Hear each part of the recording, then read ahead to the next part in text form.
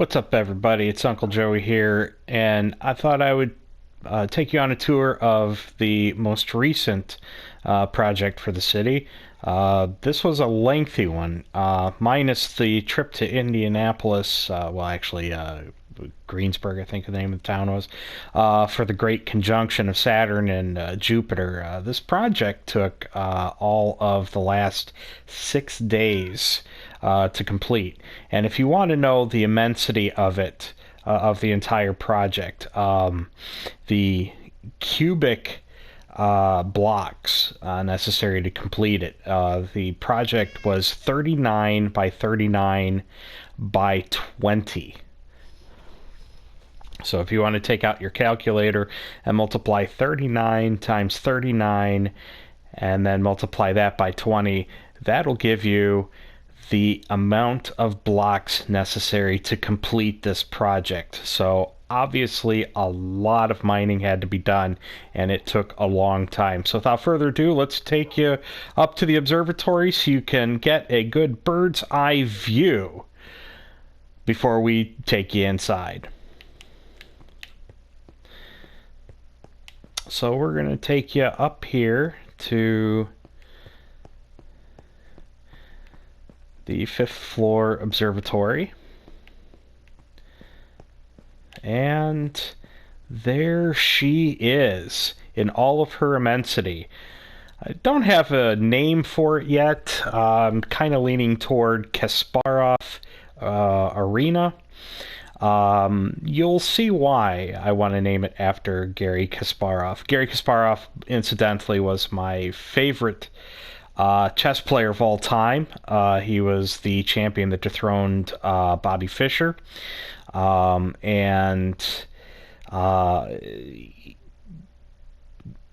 until the recent generation of chess players, it includes today's champions, Garry Kasparov was the highest ranked chess player of all time.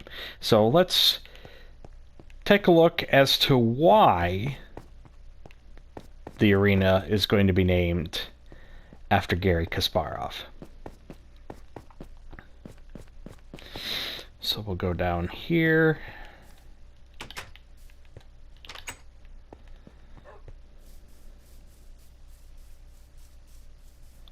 First of all, I wanted to make mention that we did extend this flower garden out. We've got melons now growing.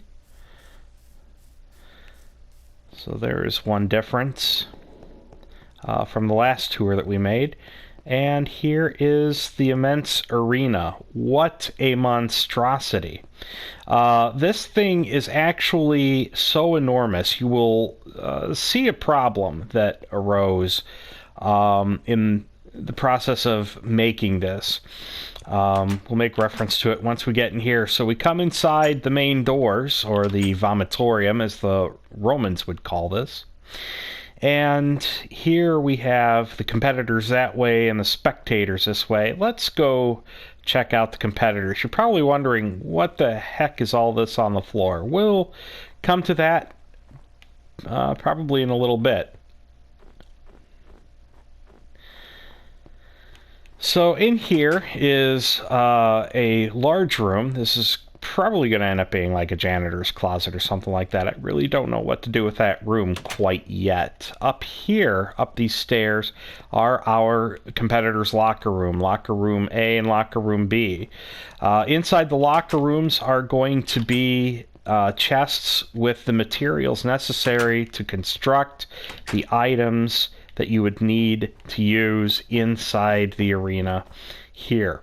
So, well, we'll go take a look inside the arena in just a little bit. Why don't we go check out the spectators' side of things? Spectators this way.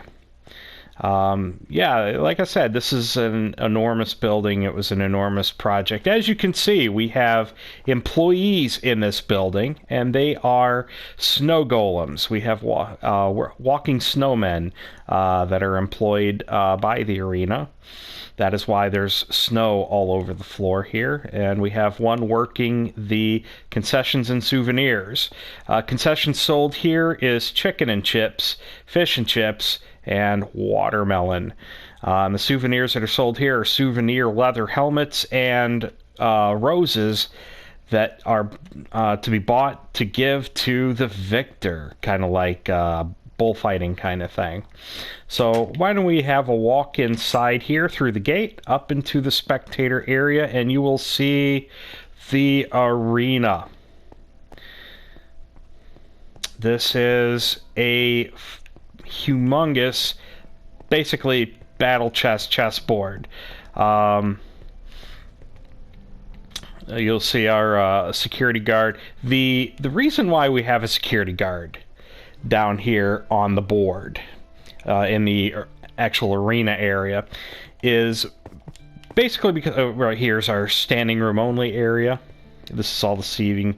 Basically, as you can tell, there is a problem with lighting an area this huge, and even with all of the cobblestone chandeliers that we have hanging down from the roof and whatnot, we still get bad guys spawning in here, as you can tell from the zombie meat that's floating around on the board.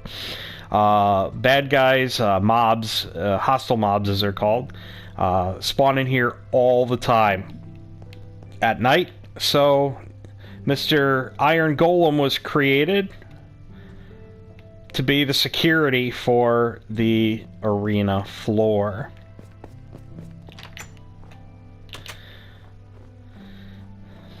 Hey, what's up?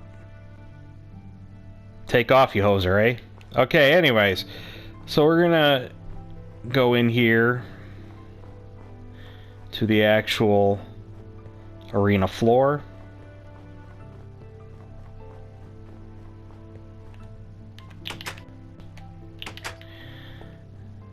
And as you can see, the lighting in here does kind of suck on the game board. That was done that way on purpose because I don't know how other people are, but when I play chess, I kind of want light levels to be slightly low. But the problem is that these areas right here and right over here, bad guys spawn in these areas all the time, and I could spend the entire day putting 1,000,000 of these hanging chandelier-like cobblestone things from the arena roof. I really didn't feel like it, so instead I just decided to create an Iron Golem and make him my security guard. What's up, guy? Yeah, that's right. So as you can tell, this is a huge arena. Players are going to need an aerial view to play, so they do have a little balcony here to stand and look at the board. Obviously, black is on this side, and the white is on that side. And you can stand up here and get a nice aerial view of all of the pieces.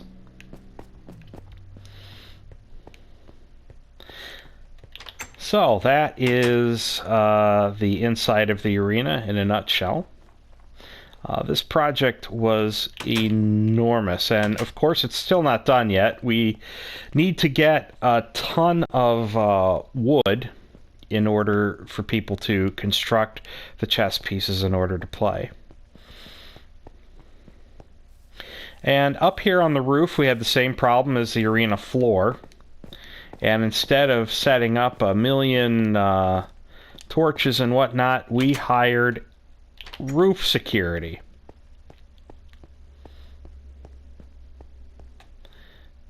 What's going on? So he's up here. If any enemy mobs spawn up here, obviously he's going to take care of them. And there's one more major change to the city that I would like to bring everybody's attention to so far, other than the inclusion of the fact that we have watermelon in the produce section now of the grocery store. We also have mushroom stews available at the diner. We now have an employee for the guest services office for the hotel. That's right. Hi, Mr. Snowman. What's up? So that is the change to the city so far. That project, like I said, took an immense amount of time. And as far as future projects, I've got two in mind. One of them, probably going to be the next one, is probably going to be a bank with an actual working vault and a trap door in case somebody tries to get into it that's not allowed. So until next time, we will talk to you guys later.